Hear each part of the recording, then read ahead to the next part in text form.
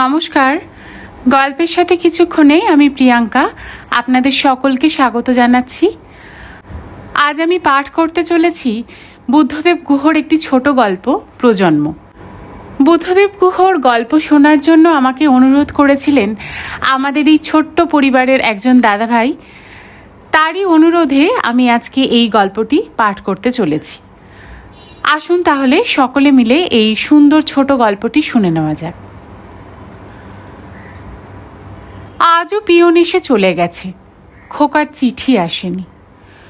সূর্যকান্ত এবং মৃণালিনী খুব চিন্তায় আছেন। গত সপ্তাহের চিঠিতে খোকা লিখেছিল যে বৌমার একটু জ্বর ভাব মতো হয়েছে। চিন্তা ছাড়া ওদের আর কিছুই করার নেই এত দূর থেকে, ভাবলেও খারাপ লাগে। মৃণালিনীর দিনের এই সময়টুকুই যা একটু অবকাশ। সূর্যকান্ত ঠিক বিকেল 3টেয় উঠে পড়বেন, মুখ ধোবেন শব্দ করে। ততক্ষণে মৃণালিনী কেটলি চাপিয়ে দেবেন হিটারে, তারপর চা করে দেবেন সূর্যকান্তকে। নিজের চায়ের কাপটা নিয়ে বসবার ঘরে এসে বসবেন। অনেক বছর হয়ে গেল মৃণালিনীর কাছে এই পৃথিবী, এই জীবন বড়ই একঘেয়ে ক্লান্তিকর হয়ে উঠেছে। সূর্যকান্ত কানে আজকাল বেশ কম শোনেন, মাস কয়েক আগেও অন্যরকম ছিলেন। এদিকে কথা বলার লোক বলতে ওই একজনই, তার স্বামী। বাড়িতে না আছে কোনো চাকর বাকর, না আছে কোনো ছেলে মেয়ে নাতি নাতনি। মেয়ে সুধার বিয়ে হয়েছে পুরুলিয়ায়, এখান থেকে ওখানে, কিন্তু তবুও কি আসে একটু? অবশ্য মেয়ের কোনো দোষ নেই, জামাইও ভালো, কিন্তু মেয়ের শাশুড়ি একটু অদ্ভুত ধরনের মানুষ। তার শাশুড়ি তাঁর ওপর অত্যাচার করেছিলেন বলে তিনিও তার নিজের বৌমার ওপর সব রকম অত্যাচার চালিয়ে যান। এই যুগে এমনটি দেখা যায় না। মৃণালিনীর মাতৃভক্তি জামাইও তেমনই, তার মায়ের মুখের ওপর একটিও কথা বলে না। এ বাবদ জামাইয়ের ওপর রাগও যেমন হয়, তেমন জামাইকে তারিফও করেন মনে মনে। সব ছেলেরাই যদি এমন মাতৃভক্ত হতো, স্ত্রীর কথা মতো না চলতো, তবে তার নিজের সংসারের চেহারাটাও আজ অন্যরকম হতে পারত হয়তো। মৃণালিনী একটা দীর্ঘশ্বাস ফেললেন। এই নির্জনে একা ঘরে নিঃশ্বাসের শব্দে নিজেই চমকে উঠলেন। বাইরে কাঁচা রাস্তা দিয়ে নয়াটলির গয়ালা সাইকেল চড়ে ঘন্টি বাজিয়ে কাছারির দিকে চলে গেল। ওর সাইকেলে অনেকগুলো দুধের ভার থাকায় অদ্ভুত এক ধাতব শব্দ ওঠে ও যখনই যায়। এই গয়ালাটি ইদানিং মৃণালিনীর ঘড়ির কাজ করে। বসবার ঘরে বড় ঘড়িটা আজ বছর 2 হলো খারাপ হয়ে পড়ে আছে। তার নিজের রিস্টওয়াচটাও স্প্রিং কেটে গেছে বহুদিন। খোকাকে কখনো সারিয়ে দিতে বলেননি, কিন্তু খোকা ও বৌমা জানে যে ঘড়িগুলো খারাপ। বাড়িতে যে একটাই সচল ঘড়ি, সেটি সূর্যকান্তর রিস্টওয়াচ, কিন্তু সেটা তার বালিশের নিচেই থাকে সব সময়। সকালে যখন সূর্যকান্ত বাড়ির হাতায় হেঁটে বেড়ান, তখনই মাঝে মাঝে হাতে পড়েন শুধু আজকাল। রিটায়ার্ড জীবনে ঘড়িটা একটা বেমানান গয়না হয়ে গেছে। রিটায়ার করার পর থেকে এই কয়েক বছরে মানুষটাও একেবারেই অন্যরকম হয়ে গেছেন। যৌবনে প্রচণ্ড ব্যক্তিত্ব সম্পন্ন দাপুটে এবং হাসি খুশি মানুষটার সঙ্গে এই স্তব্ধ দাবিহীন সূর্যকান্তর কোনো মিলই নেই। আগে রান্নাঘর, খাওয়ার ঘর সমস্তই ব্যবহৃত হতো। বাড়িতে কত জাঁকজমক থাকতো, ঠাকুর চকর সবই ছিল। এখন আর সেদিন নেই। 700 টাকা মতো পেনশন পান সূর্যকান্ত। খোকা প্রতি মাসে 100 টাকা করে পাঠায়। আজকাল টাকার কি কোনো দাম আছে? ওই টাকার মধ্যে ওষুধ বিশুধ, ইলেকট্রিক বিল, খাওয়া, ডাক্তারের খরচ, অতিথি আপ্যায়ন সব কিছুই। ওষুধেই চলে যায় অনেক টাকা। খোকার যে অনেক খরচ, বেচারা বেশি টাকা পাঠাতে পারে না। ওর ছেলেমেয়েরা ভালো স্কুলে পড়ে, অ্যালসেশিয়ান কুকুর আছে একটা, তার পেছনেও কম খরচ নয়। বৌমার খুব ফুলের শখ, তাই মালিও রেখেছে একজন। ক্লাবের বিল আছে, অতিথি আপ্যায়ন আছে। বৌমার বাপের বাড়ির অবস্থা ভালো নয়। আসানসোলে তাদের দিকেও দেখতে হয় নিশ্চয়ই খোকাকে। টাটানগরে তার খোকা একজন হোমরা চোমরা লোক ভাবতে গর্ববোধ করেন মৃণালিনী। বিরাট বাংলো, চাকর বাকর, গাড়ি। মাঝে মাঝে মৃণালিনীকে টাটায় নিয়ে যায় খোকা গাড়ি করে, যখন বৌমা অসুস্থ হয় অথবা বাচ্চারা কেউ অসুখে পড়ে। হঠাৎ করে ভালো ট্রেন্ড আয়া পাওয়া যায় না, যখনই দরকার হয় মৃণালিনী যান। নাতি নাতনিকে কাছে পেয়ে খুশিই হন। তখন অবশ্য সূর্যকান্তর বড়ই কষ্ট হয়, চৌধুরী বাড়িতেই খাওয়া দাওয়া করতে হয়। নাতনিটি 2.5 বছরের, ভারী মিষ্টি, বড়ই দ্বিধাভক্ত। চায়ের জলটা বোধহয় ফুটে গেল। মৃণালিনী কেটলি নামাতে গেলেন। সূর্যকান্ত উঠে পড়েছেন। বালিশের নিচ থেকে হাতঘড়িটা বের করে দেখলেন, দেখেই রেখে দিলেন। আজকাল বড় ঘন ঘন ঘড়ি দেখেন সূর্যকান্ত। এই শব্দময় পৃথিবী তার কাছে শব্দহীন হয়ে গেছে। কানে কিছুই শোনেন না। আজকে কানে শোনেন না বলেই বড় স্পষ্ট বুঝতে পারেন যে হাওয়ার শব্দ ছিল, ছিল রোদেরও, ভোরের শব্দ ছিল, রাতের প্রদোষেরও শব্দ, 10 দিক ঘিরে শব্দ মঞ্জরি।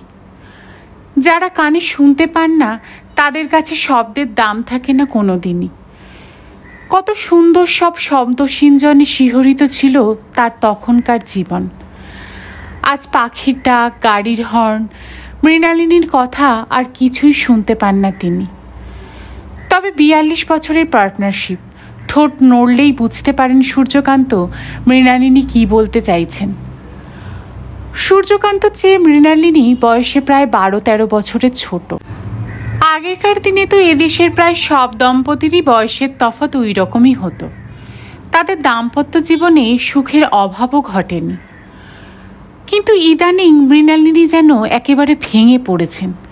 মনে হয় সূর্যকান্ত চেয়েও বয়স তার বেশি। হাত পা ফুলে গেছে, high blood pressure, blood sugar, প্রায় অথর্বই। অক্ষম অর্থহীন সূর্যকান্ত আজকাল মৃণালিনীর মুখের দিকে সোজাসুজি চাইতে পারেন না। বড় অপরাধ বোধ জাগে। একটা ঠিকই লোক রাখেন আজ এমন সামর্থ্য নেই সূর্যকান্তর। আজকের অপারগতার গ্লানিটা তারই একার। ছেলে মেয়েদের পড়াশোনা শেখানো, চাকরি জোগাড় করে দেওয়া, বিয়ে দেওয়া, তাদের যার যার সংসার গোছানোতেই তার জীবনে যা কিছু সঞ্চয় ছিল সবই গেছে। কোনো ইন্স্যুরেন্স পলিসি ছিল না সূর্যকান্তর। মৃণালিনীকে গর্ব ভরে বলতেন, আমার খোকাই আমার ইন্স্যুরেন্স, বুড়ো বয়সে খোকা কি আমাদের ফেলে দেবে? দেখো না, মাথায় করে রাখবে ওর বাবা মাকে, ও তো আমারই ছেলে।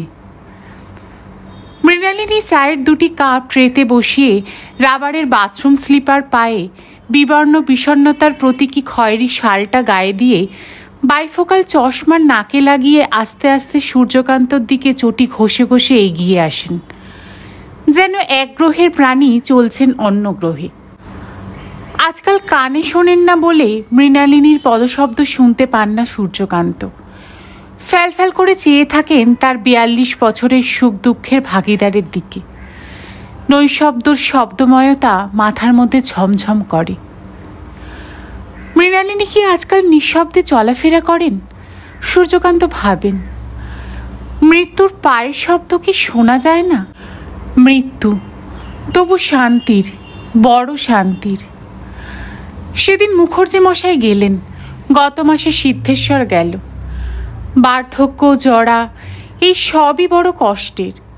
যাদের টাকা নেই, যাদের অবলম্বন নেই, যারা শুধুমাত্র কোনো ক্রমে বেঁচে থাকার জন্যই নিজেদের বড় সাধের আদরের পুত্রকন্যার দয়ার ওপর নির্ভর করেন, তাদের মতো গ্লানির জীবন যেন শত্রুরও না হয়। সূর্যকান্ত নিরুচ্চারে দৃঢ়তার সঙ্গে দাঁতে দাঁত ঘষে বলেন, হ্যাঁ, যেন শত্রুরও না হয়। মৃণালিনী সূর্যকান্তকে চা দিয়ে নিজেও সামনে বসলেন, পায়ে উলের ছেঁড়া মোজা। সমস্ত শীতকালটা প্রায় সারাদিনই মৃণালিনী মোজা পরে থাকেন আজকাল। এদিকটায় ঠান্ডা খুব বেশি, পাহাড়টা কাছে, নদীটাও। আগে ফায়ার প্লেসে আগুন জ্বালাতেন যখন সূর্যকান্তর চাকরি ছিল, প্রতিপত্তি ছিল। শুনতে পান আজকাল অনেক রুম হিটার বেরিয়েছে। এই বয়সে বড়ই শীত করে। সারা পৃথিবীর পাহাড়ের নদীর সমস্ত শীত এসে বুড়ো বুড়িদের শরীরে জমে। সাইবেরিয়ান হাঁসের মতো ঝাঁকে ঝাঁকে ওরা উড়ে আসে, এসে ওদের জল ভেজা ফ্যাকাশে হলুদ চ্যাপটা পায়ের পাতা দিয়ে সূর্যকান্তকে মৃণালিনীকে জাপটে ধরে। হিসিয়ে শীতের শীষ ওঠে। রাতে হট ওয়াটার ব্যাগে গরম জল করে দেন তিনি সূর্যকান্তকে। একটাই আছে, তার জন্য জোটে না। সূর্যকান্ত তার ব্যাগটাই মাঝে মাঝে এগিয়ে দেন মৃণালিনীকে, মৃণালিনীর খাটের দিকে। দুজনে দু বিছানাতে শোন বহুদিন হলো। মাঝের টেবিলে নাতি নাতনির ছবি থাকে, কৃতি ছেলে এবং সুন্দরী উচ্চশিক্ষিতা পুত্রবধূরও। সারা দিনে রাতে সূর্যকান্ত এবং মৃণালিনীর মধ্যে ৩-৪টের বেশি কথা হয় না আজকাল। কথার কিছু নেইও আর। সূর্যকান্ত হয়তো জিজ্ঞাসা করেন, আজ কি পূর্ণিমা? পায়ের আঙ্গুলে হাঁটুতে এত ব্যথা হলো কেন? মৃণালিনী বলেন, এই তো অমাবস্যা গেল। সূর্যকান্ত ভুল শোনেন, বলেন, ও বৃহস্পতিবার। মৃণালিনী নিষ্ঠুরের মতো চুপ করে থাকেন। কাহা তো কালা লোকের সঙ্গে বকবক করা যায়। সূর্যকান্ত আজকাল মেনেই নিয়েছেন এই অবস্থা, প্রতিবাদ করেন না, অনুযোগও নয়, চুপ করে থাকেন। ওর মুখটা দেখে শিশুর মুখ বলে মনে হয়।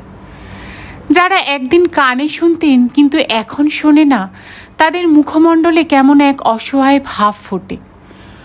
অতীতের সমস্ত হাসি, সানাই, গান, ভোরের পাখির ডাক, রাতের শিশির পড়ার শব্দ, সমস্ত শব্দময়তা নিঃশব্দে স্থানান্তরিত হয়ে সূর্যকান্তের মুখের অভিব্যক্তিতে পরিস্ফুটিত হতে থাকে উঁচু নিচু হয়ে। ব্রেল সিস্টেমের লিপির মতো কান দুটো এখন অবোধ জাবর কাটা গরুর চোখের মতো কিছু হতে চায়। সূর্যকান্তর মুখের দিকে তাকালে বড় দুঃখ হয় মৃণালিনীর, নিজের জন্যও দুঃখ হয়। কিন্তু সূর্যকান্তকে এই রকম অসহায় অবস্থায় ফেলে রেখে যে তিনি আগে চলে যাবেন, এ কথা ভাবতেও বড় ভয় করে। মনে মনে ঠাকুরকে ডাকেন, বলেন, ঠাকুর, আগে যেন ওকে রওনা করিয়ে দিতে পারি। বাইরে দেখতে দেখতে শীতের বেলা পড়ে আসে। আমার আকাশমণির গাছের ছায়াগুলো দীর্ঘতর হয়ে এককালীন বাগানের সর্বত্র গজিয়ে ওঠা মরা লালচে ঘাসগুলোর ওপর পড়ে। চারিদিকে মৃণালিনীর মনের মধ্যে বিষণ্ণতা গড়িয়ে যায়। ফুল গাছগুলো যত্নের অভাবে মরে গেছে বহুদিন। মৃণালিনীর একসময় পালিত শিয়ামিজ বিড়ালিনীটির মতো। কবে তা আজ সঠিক মনে পড়ে না। আজকাল সন্ধে লাগতে না লাগতেই বাড়ির হাতার মধ্যেই শিয়াল ঘোরাঘুরি করে। আম গাছের ঝাঁকড়া ডালে বসে হুতুম প্যাঁচা দুর্গুম দুর্গুম করে বুক কাঁপিয়ে ডাকে। অন্ধকার হয়ে গেলেই থমথম করে নির্জনতা চারিদিকে, ছমছম করে শীত। সন্ধ্যের পর কোলাপসিবল গেট টেনে দিয়ে মৃণালিনী ইজি চেয়ারে আধো শুয়ে পড়েন এবং ভাবেন। পুরনো দিনের কথা ভাবতে ভাবতে কোথায় না কোথায় চলে যান। আর সূর্যকান্ত এককালীন জাঁকজমক ভাড়া এখন শতছিন্ন কার্পেট মোড়া বসার ঘরে নিজের আর্থিক সঙ্গতি, নিজের সুখের দিনের স্মারক, যৌবনের দামি ফ্ল্যানেলের ট্রাউজার আর ফুল হাতা সোয়েটার পরে টেবিলের ওপর তাসগুলো দুহাতে মেলে ধরেন, বাটেন, দান দেন ছুঁড়ে ছুঁড়ে। বারে বারে রোজ সন্ধেবেলায় বৃদ্ধ ও অপমানকরভাবে পরাজিত সূর্যকান্ত অনুপস্থিত প্রতিপক্ষকে ওয়াক ওভারে হারান। তাসগুলো আবার হাতে তুলে নেন, পাটেন, দান দেন। বাইরে শিয়াল হুক্কা হুয়া করে হেসে ওঠে, হুতুম প্যাঁচা আবার ডাকে। মৃণালিনীর মনে পড়ে যায় বহু বছর আগে একবার একটা লক্ষ্মী প্যাঁচা এসে বসেছিল এই বাড়িতেই, পূর্ণিমার রাতে। রান্নাঘরের পাশে ছোট্ট ল্যাংড়া আম গাছটার ডালে বসেছিল অনেকক্ষণই। সে বাড়ি সূর্যকান্তর উন্নতি হয়, শেষ উন্নতি। সেই সময়কার খোকা আর সুধার ছেলে মানুষ কচি মুখ ও উজ্জ্বল চোখের কথা মনের মধ্যে ঝিলিক মেরে যায় মৃণালিনীর। বোস্তাকে অনেক ধরাধরি করার পর খোকার জামশেদপুরে চাকরিটা জোগাড় করেন সূর্যকান্ত। মনে পড়ে সেই সময়ই সেকেন্ড হ্যান্ড অ্যাম্বাসেডর গাড়িটাও কেনেন। কিন্তু খোকার বিয়ের পরই খোকার তখনকার কোয়ার্টার সুন্দর করে সাজানোর জন্য অনেক টাকার দরকার হয়ে পড়েছিল। বৌমার বাপের বাড়ি থেকে শাঁখা সিঁদুর দিয়েই পাঠিয়েছিল তাকে। সুন্দরী দেখেই পছন্দ করেছিলেন। কুটুম বাড়ি থেকে টাকা নেওয়ার মতো ছোট লোক কোনোদিনই ছিলেন না সূর্যকান্ত। সেই সময় ওই গাড়িটাকে বিক্রি করে দেন সূর্যকান্ত। মৃণালিনী নিষেধ করেছিলেন তাও মনে পড়ে। সূর্যকান্ত বলেছিলেন, আহা ছেলে মানুষ, এই তো আনন্দ মজা করার সময়, আমাদের বিয়ের পরের দিনের কথাগুলো ভুলে গেলে? আমাদের জন্য তো করার কেউ ছিল না, ওরাই তো সব, ওদের সুখই তো আমাদের সুখ। একটা টর্চের আলো পড়ল যেন বাইরে থেকে। কেউ কি এলো? মৃণালিনী উদ্বিগ্ন হলেন। আশেপাশের বাড়ি থেকে কেউ এলে ভালোই লাগে ওদের, যারা ওদের ঘনিষ্ঠভাবে চেনেন, যাদের সকলের অবস্থাও প্রায় ওদেরই মতো, একমাত্র চৌধুরীরা ছাড়া। ওদের ছেলে বউ প্রতি মাসই কলকাতা থেকে ওদের দেখতে আসে, কত কি নিয়ে আসে ওদের জন্য, খাবার দাবার, জামা কাপড়। প্রতুল ওদের একমাত্র ছেলে, ইঞ্জিনিয়ার, কখনো কখনো গাড়ি নিয়েও আসে। তখন মৃণালিনী ও সূর্যকান্তকে নিয়ে ওরা এখানে ওখানে যায়। নিজের কারখানা আছে হাওড়ায় না কোথায় যেন। ছেলের বউটিও বড় ভালো হয়েছে, যেমন দেখতে তেমনই স্বভাব। কে বলবে নিজের মেয়ে নয়? চৌধুরী গিন্নিকে এমন করে মা বলে ডাকে যে মৃণালিনীর বুকটাও যেন জুড়িয়ে যায়। চৌধুরী এলেই নিজের ছেলে বউয়ের কথা মনে পড়ে যায় ওদের, বড় খারাপ লাগে। কিন্তু একদিন চৌধুরী গিন্নি খোকার সম্বন্ধে কি একটা কথা বলতে গিয়েছিলেন। সঙ্গে সঙ্গে মৃণালিনী বলেছিলেন যে, আমার খোকাকেও বকাবকি করেই থামাতে হয়, আমাদের জন্য যে কি করবে, কিসে আমাদের সুখ, এই ভেবে ভেবেই ওরা মরে সব সময়। যেমন খোকা তেমন হয়েছে বৌমা, এমনটি আর হয় না। মৃণালিনী চৌধুরীদের বুঝিয়ে বলেন, আমরা বলি, ওরে আমরা বুড়ো হয়েছি, তোমাদের সুখই এখন আমাদের সুখ। আমাদের নিজেদের সুখ বলে এখন আলাদা কি আর কিছু আছে নাকি? উনিও খুবই রাগারাগি করেন, বলেন, একেবারে অপচয় করবে না, সামনে তোমাদের সমস্ত জীবন পড়ে আছে, আমাদের আর কতদিন। তবু কথা শোনে কই ছেলে বউ? চৌধুরীরা বোঝেন সব, মুখে কিছুই বলেন না।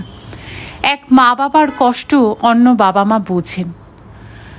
কদিন আগে পাটনা থেকে খোকার এক ছোটবেলাকার বন্ধু এসে দুদিন থেকে গেল ওদের সঙ্গে। মিলু ছেলেটা বড়ই ভালো, ডাক্তার, পাটনাতে খুব ভালো প্র্যাকটিস মিলুর।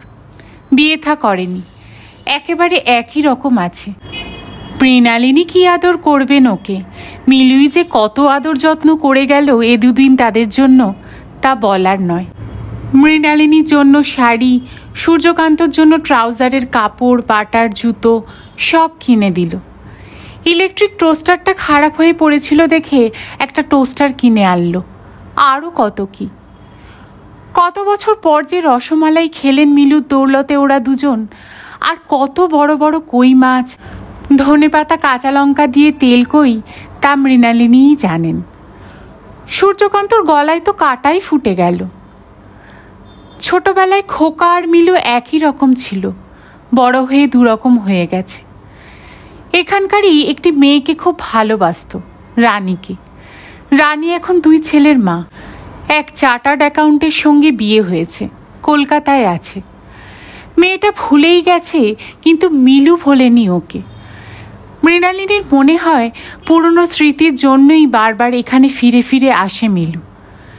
বাসারিয়া চড়ুই ভাতির জায়গাতে গিয়ে দুপুরে ঘুরে বেড়ায় একা একা। রানীদের বাড়ি এক রাজস্থানী ব্যবসায়ী কিনে নিয়েছে, তবু এখনও সকাল বিকাল সে বাড়ির রাস্তার সামনে পায়চারি করেও।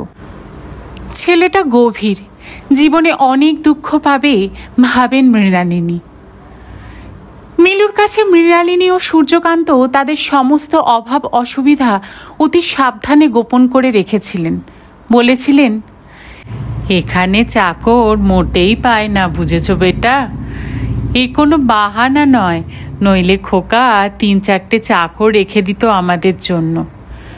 কাজের লোকগুলো সব হতভাগা, যদি বা আসে তো 2 দিন থেকেই পালায়।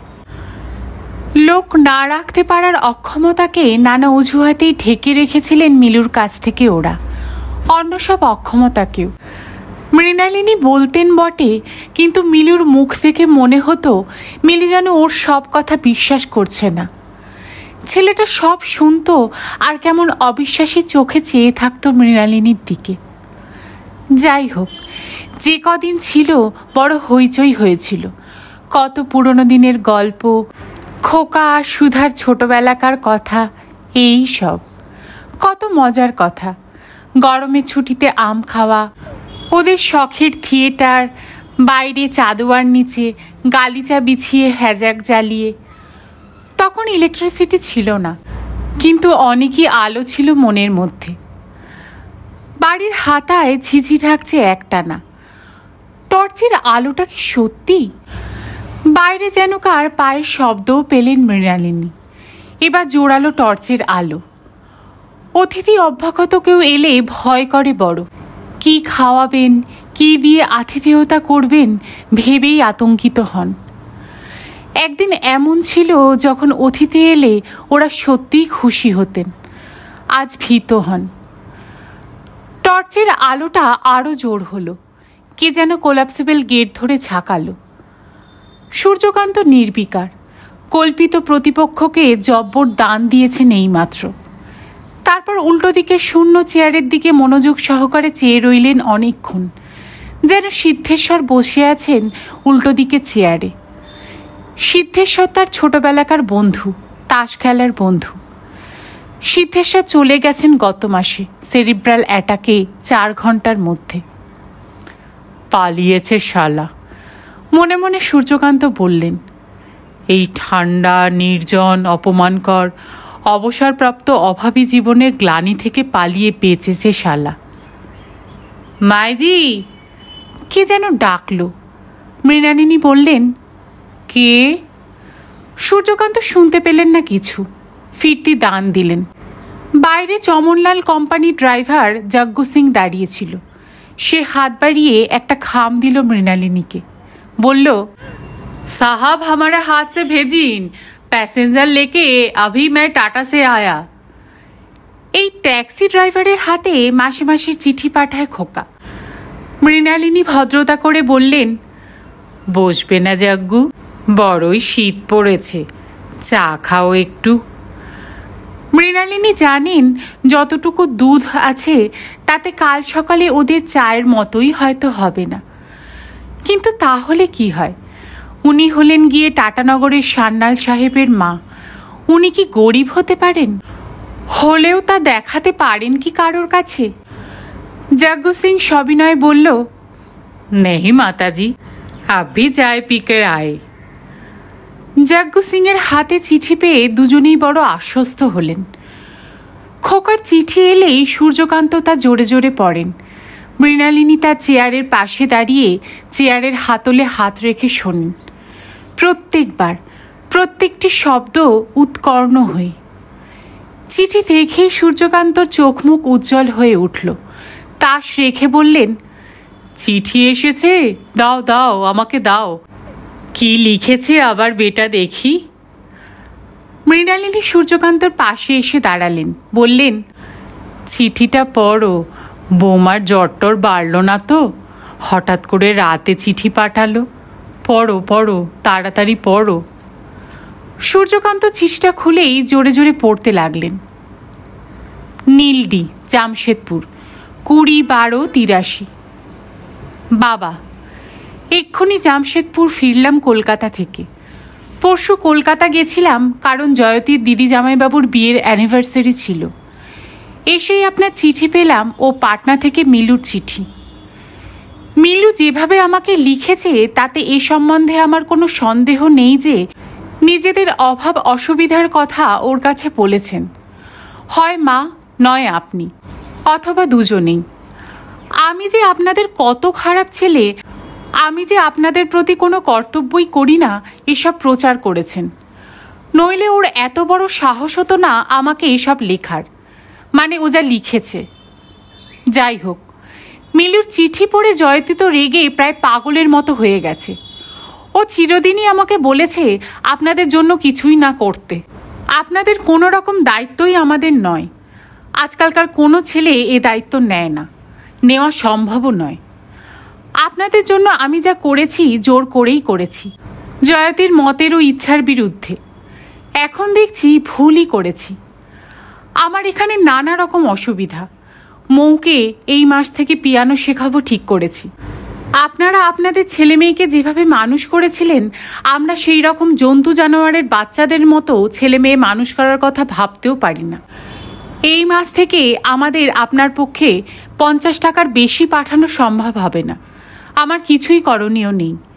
গত 10 বছরে আমি আপনাদের জন্য যা করেছি, তাতে আপনারা আমাকে মানুষ করতে যা করেছিলেন তা শোধ হয়ে গেছে বলেই আমার বিশ্বাস। আমার এই মানসিক অবস্থাতে আর কিছুই লেখা সম্ভব নয়। ইতি ক্ষমাপ্রার্থী, আপনার খোকা।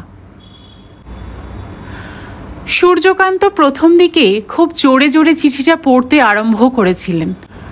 কানে কালা হওয়ার পর ওর গলার স্বর অনেকটাই জোর হয়ে গেছে, কিন্তু চিঠিটা যতই পড়তে লাগলেন ততই তার গলার স্বর নেমে আসতে থাকলো। চিঠিটা পড়া শেষ করে চেয়ারে গা এলিয়ে দিলেন সূর্যকান্ত। বেশ কিছুক্ষণ পর মৃণালিনীর দিকে চাইলেন একবার। দেখলেন মৃণালিনীর 2 চোখ বেয়ে জল ঝরছে ঝরঝর করে। বহুদিন, বহু যুগ যুগ পরে সূর্যকান্ত মৃণালিনীকে হাত ধরে কাছে টানলেন, তারপর নিজের বুকের মধ্যে টেনে নিলেন। অস্ফুটে কী সব বললেন বোঝা গেল না। অনেকক্ষণ পর সূর্যকান্ত বললেন, মিনু, আমি চাই যে তুমি মরো, তুমি মরে বেঁচে যাও। আমি তোমাকে টানাটাড়ের শ্মশানে রওনা করিয়ে দিয়ে তারপরই যাব, তুমিই আগে যাও।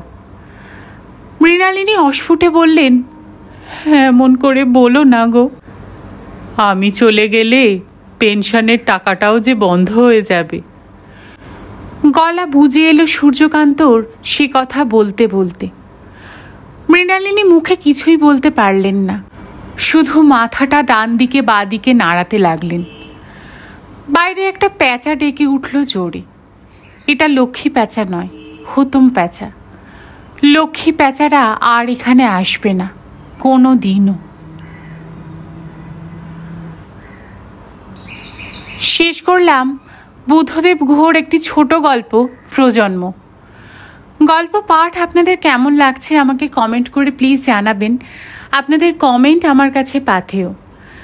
যদি ভালো লাগে তাহলে গল্পটিকে একটা লাইক করে দেবেন এবং পারলে ফ্রেন্ডস আর ফ্যামিলির সাথে প্লিজ শেয়ার করবেন। চ্যানেলে আজ যদি নতুন এসে থাকেন তাহলে প্লিজ চ্যানেলটাকে সাবস্ক্রাইব করে নেবেন। পাশে যে বেল আইকনটি আছে তার অল নোটিফিকেশনটা অন করে দেবেন, তাহলে যে কোনো গল্প আপলোডের সাথে সাথেই আপনাদের কাছে তার নোটিফিকেশন পৌঁছে যাবে। এছাড়াও চ্যানেলের প্লেলিস্টে অনেক লেখক লেখিকাদের গল্প উপন্যাস আছে, আপনারা পারলে সেটাও শুনে দেখতে পারেন। সকলে খুব ভালো থাকবেন, সুস্থ থাকবেন।